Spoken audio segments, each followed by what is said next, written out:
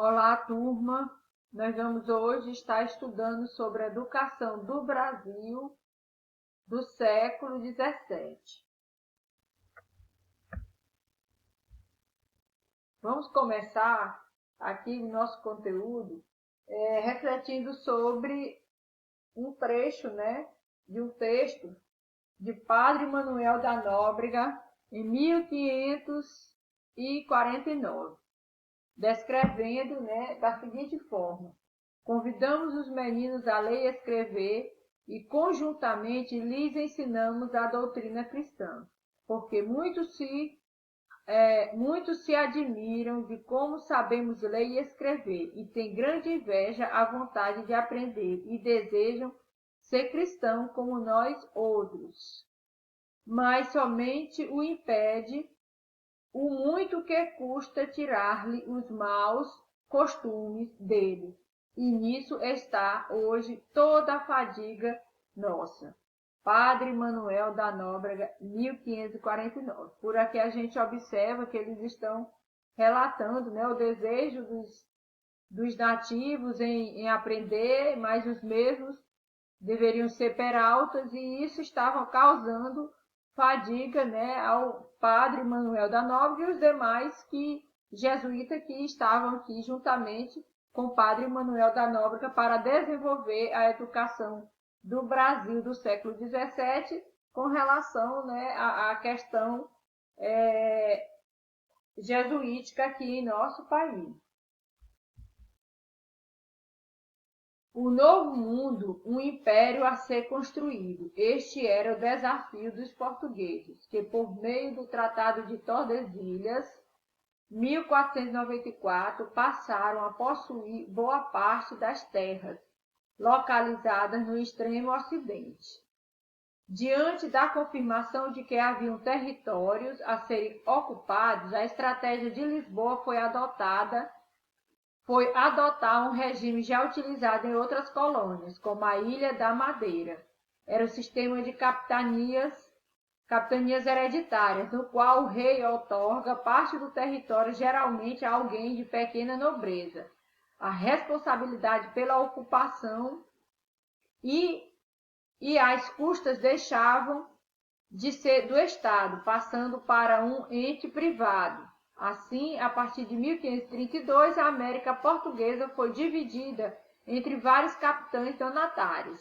Alguns chegaram a instalar em suas terras, outros jamais realizaram um investimento sequer. Aqui em nosso país, as capitanias que se desenvolveram foi a de Pernambuco, Porto Seguro, Ilhéus e São Vicente. E com relação ao Tratado de Tordesilhas, com essa demarcação, os dois hemisférios de polo a polo deu a Portugal o direito de posse sobre a faixa de terra onde encontrava o Brasil. Ficou Portugal com as terras localizadas a leste da linha de 370 léguas traçadas a partir de Açores e de Cabo Verde, e a Espanha com as terras que ficassem do lado ocidental desta linha. Então, antes mesmo dos portugueses aqui chegar em nosso país, por esse tratado, o Brasil já pertencia, então,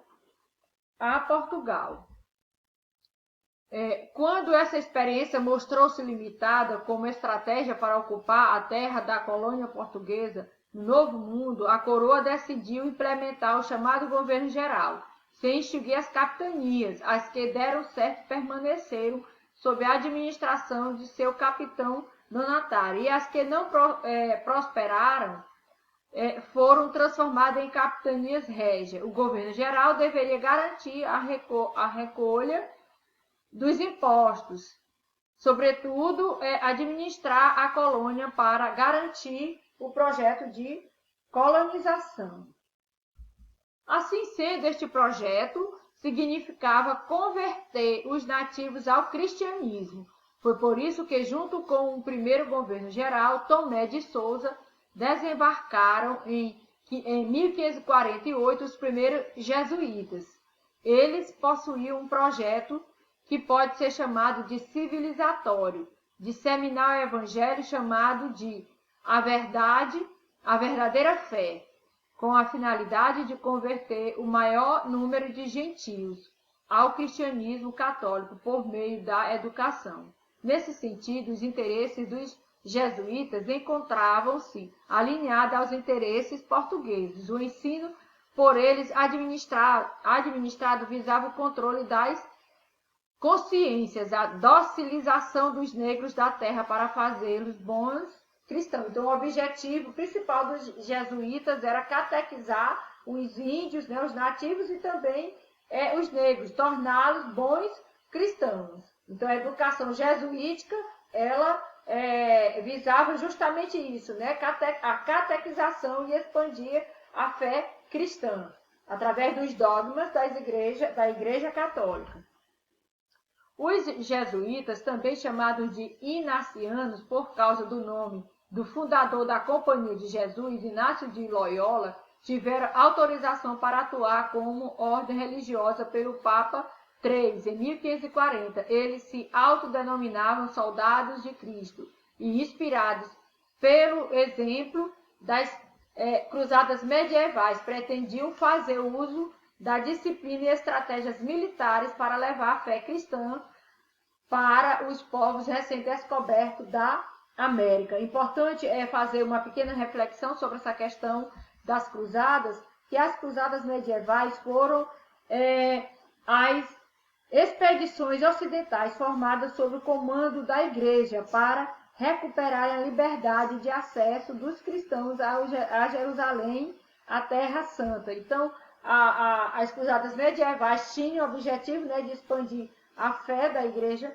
Católica, assim também como os jesuítas, né, seguindo esse modelo, também queria, então, expandir aí a questão dos dogmas da Igreja Católica através do processo de catequização.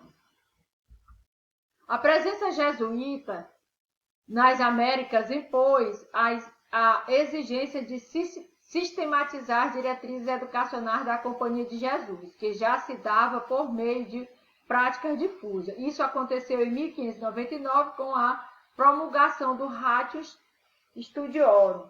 Ela concebia ao sujeito enquanto folha em branco e defendia que a aprendizagem se daria por meio da memorização. Usava-se muito o teatro como estratégia de aprendizagem, com textos decorados que retratavam as vindas dos santos e episódios bíblicos. Além disso, o dogma era ensinado por meio de diálogos com perguntas e respostas. No Brasil, os jesuítas fizeram adaptações, fizeram uso de línguas gerais, que eram línguas híbridas, com elementos de idiomas indígenas e latinos, que eram falados sobretudo pelos colonos e nativos com finalidade comercial. O Nhenengatu, falado ainda hoje em regiões da Amazônia, é remanescente da língua geral. No litoral, estas línguas possuíam uma maior homogeneidade e aderência ao tronco tupi. Além disso, canções cujo conteúdo era considerado profano tinham sua letra alterada para se adaptar ao conteúdo de evangelização. Os desvios de comportamento ou não aprendizagem eram exemplarmente punidos com público no Pelourinho. Nunca os religiosos aplicavam corretivo, terceirizavam o trabalho para outros colonos. Então, pagavam aos outros colonos para executarem essas disciplinas que faziam, né, justamente com os nativos, por eles não aprender de alguma maneira o ensino, aí então eles eram, e alguns desvios de comportamento, eles eram punidos através de castigos corretivos que os padres não executavam. Quem executava eram outros colonos terceirizados pelos padres. A casa de Beabá ou confrarias de meninos compunham a proposta evangelizadora de Padre Manuel da Nóbrega, integrante da comitiva que acompanhou Tomé de Souza em 1548 e constituiu a gênese das instituições escolares no Brasil.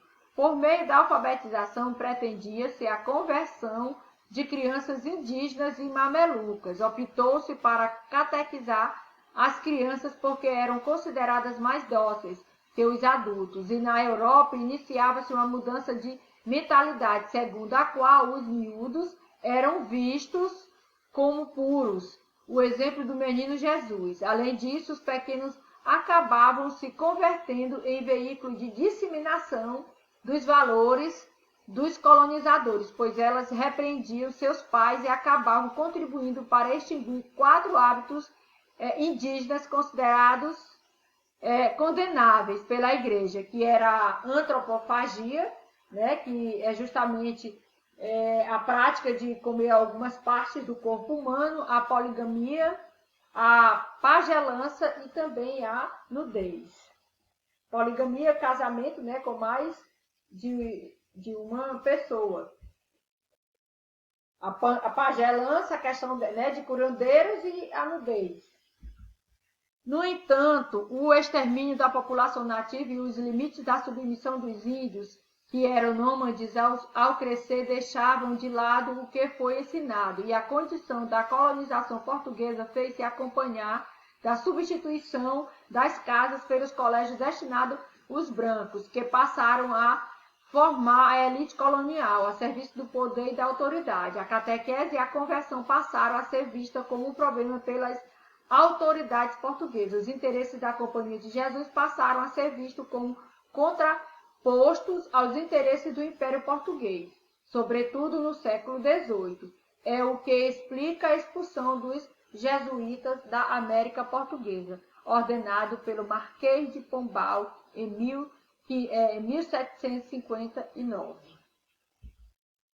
Aqui é a fonte de consulta, e desta forma, de forma resumida, bem sintetizada, espero que tenha ficado compreendido este assunto ora abordado, e até um próximo conteúdo a ser estudado.